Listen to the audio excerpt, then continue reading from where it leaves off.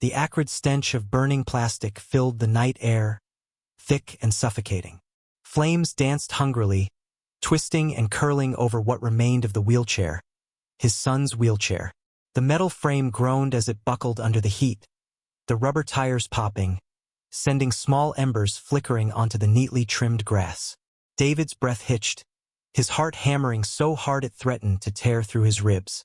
His feet felt rooted to the ground, frozen between disbelief and fury. "Dad!" The voice was small, trembling. David turned to see Ethan standing barefoot on the porch, pajama-clad, his frail hands gripping the wooden railing for balance. His blue eyes, wide with horror, reflected the flames, and his lower lip quivered as he tried to process what was happening. David snapped out of his paralysis and rushed to his son, scooping him up in his arms before he could get too close to the fire. He could feel Ethan's tiny body shaking against him. "Why?" The question came out as a whisper, barely audible over the crackling flames. David didn't have an answer, not one that made sense. But then he heard it, a sharp, self-satisfied TSK. He turned, and there she stood, Karen Whitmore, president of the Homeowners Association. She stood at the edge of his lawn, arms crossed, blonde bob immaculate, a smug smirk curling the corners of her lips. The flickering light from the flames cast sharp shadows over her perfectly made-up face, giving her an almost inhuman quality. David's grip on Ethan tightened. His voice was raw when he spoke. "You did this." Karen arched a sculpted brow, feigning surprise. "Oh, don't be so dramatic, David. It was an eyesore. The HOA has regulations to uphold." David felt his fingers dig into his palms. "You burned my son's wheelchair." Karen rolled her eyes, the very picture of condescension. "It was left outside. It wasn't properly stored. The neighborhood has a standard, David. We can't have clutter degrading the aesthetic."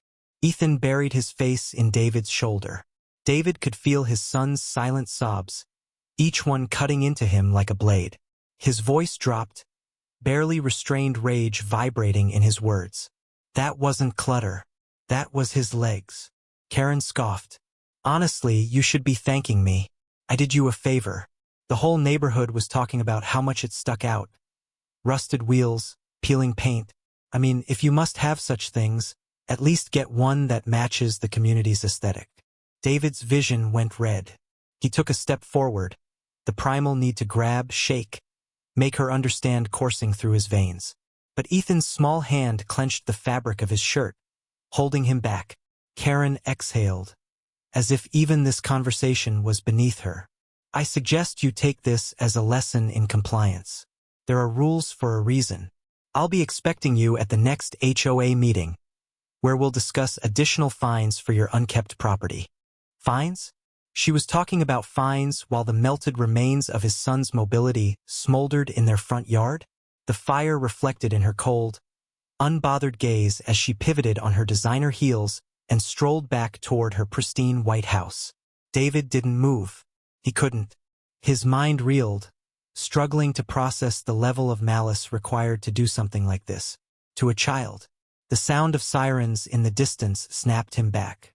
Someone, probably a neighbor, had called the fire department. A red truck screeched to a stop near the curb, firefighters rushing to douse the last of the flames. David watched as they moved efficiently, but the damage was already done. One of the firefighters, a gruff-looking man in his 50s, approached. "Everyone okay?" His eyes darted to Ethan, still curled into David's chest, and softened. "Jesus, was this his?" David nodded, his throat too tight to speak. The firefighter shook his head. "What happened?" David opened his mouth, but Karen's words rang in his ears. "There are rules for a reason." "No, not like this." Karen thought she had one. Thought she had all the power, that she could dictate who belonged and who didn't. David looked down at Ethan, who had fallen silent, his small hands gripping his father's shirt like a lifeline. His son, who had already endured so much, who had fought harder in his 10 years than most people did in a lifetime, reduced to feeling like a burden by a woman who had never known struggle a single day in her life. No, this wasn't over. This was war. David spent the rest of the night pacing, rage burning hotter than the fire that had devoured Ethan's wheelchair. Every time he closed his eyes, he saw Karen's smirk, heard the condescending lilt in her voice as she justified what she had done. The flames had died hours ago, but inside him, they raged unchecked. Ethan had cried himself to sleep, his small body curled into the blankets, face still streaked with dried tears. David sat on the edge of his bed, running a hand through his son's soft brown hair. "I'll fix this," he whispered, though Ethan was already lost to sleep. "I promise you." But fixing it wasn't so simple. The next morning, David filed a police report. The officer at the desk, a weary-looking man in his 40s, listened with a detached expression, nodding occasionally as he typed the details into his computer. When David finished, the officer leaned back in his chair and sighed. "Look, sir, I understand why you're upset, but this is more of a civil matter. The HOA has rules." David's fist clenched. "Rules? Rules? Since when do HOA guidelines override the law? That was my son's wheelchair. It was private property." The officer held up a placating hand. "I get it. I do.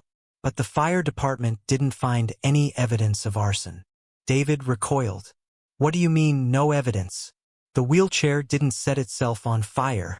The officer tapped the screen. "The official report says it was an accident. Could have been a cigarette butt, faulty wiring from a porch light, anything." David let out a sharp, humorless laugh. "You think a cigarette butt torched a metal wheelchair?" The officer sighed. "You don't have proof that Karen did this." David's jaw tightened. He wanted to grab the man by the collar and shake some sense into him. But yelling at a cop wouldn't solve anything. Fine. If the law wouldn't help him, he'd find another way. When he got home, there was an envelope taped to his door. He ripped it open, already knowing who it was from. A letter from the HOA. A formal notice of violation. Failure to maintain property aesthetics. A $500 fine. David's hands shook. Karen wasn't just trying to intimidate him. She wanted to break him. She wanted him gone. He stormed across the street to her house, his pulse a violent drumbeat in his ears. He didn't even knock, just banged his fist against the door until she opened it, looking almost amused. "David," she said, smiling like they were old friends. "What a surprise." "You're sick," he seethed. "You burned my son's wheelchair, and now you're fining me?" Karen feigned innocence, pressing a manicured hand to her chest. "Burning it? Oh no, David. We already discussed this. You left an unsightly piece of equipment on your lawn. That's against HOA guidelines. The fine is standard." David's hands curled into fists. "He's 10. He needs a wheelchair to live." Karen's smile tightened. "And we need a neighborhood that meets our standards." David's next words came through gritted teeth. "You're going to regret this." Karen laughed. Not a nervous laugh, a delighted one. She leaned against the doorframe, eyes gleaming. "Oh, David, you're adorable. You think you can fight the HOA? My HOA?" David took a step closer, lowering his voice. "You hurt my son. You think a fine and a few rules are going to scare me off? You don't know what I'm capable of." For the first time, her smirk faltered. Just for a second. David turned and walked away. He had work to do. That night, he stayed up researching. He scoured HOA bylaws, legal loopholes, past lawsuits against neighborhood associations. He learned about fines, voting rights, the limits of HOA authority. Then he dug deeper into Karen herself. And what he found. "Oh, Karen," he thought, "you should have stayed in your lane." Because David wasn't just going to fight back. He was going to ruin her. David sat in the dim glow of his laptop screen, his fingers moving with meticulous precision. His rage had settled into something colder, sharper, determination. Karen had made one fatal mistake. She believed she was untouchable. But David knew that no one was untouchable. Not really. Everyone had something to lose. And he had found Karen's. Her pristine reputation as the perfect HOA president was a lie. It didn't take long to uncover the cracks. Small discrepancies in the HOA's financial records, odd withdrawals from community funds, inflated expense reports that didn't add up. Karen wasn't just a petty tyrant. She was a fraud. David leaned back, exhaling slowly. This wasn't just about revenge anymore. This was about justice. He started with the neighbors, the ones who had whispered about Karen's bullying but never dared to speak up. He knocked on doors one by one, showing them the evidence. At first, there was hesitation, fear of retaliation. But then, like a dam breaking, the stories poured out. Fines for imaginary violations, threats of foreclosure, petty vendettas disguised as neighborhood policy. David recorded everything. Then he went public. The first post on the neighborhood forum was simple. A question, innocuous on the surface. Has anyone else received suspicious HOA fines lately? The response was immediate. Within hours, the thread exploded with complaints, accusations, horror stories.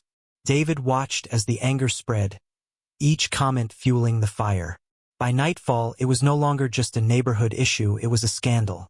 Local news outlets picked up the story. Journalists started calling. The pressure mounted. And Karen? Karen panicked. The next day, David found another envelope taped to his door. A cease and desist letter. He laughed. A letter? That was her counterattack? She was scrambling, desperate. Good. He wasn't done. At the next HOA meeting, David walked in with confidence, his laptop tucked under one arm. The room was packed.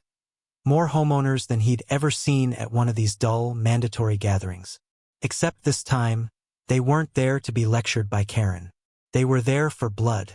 Karen sat at the head of the long table, her usual smug expression replaced with something colder, controlled.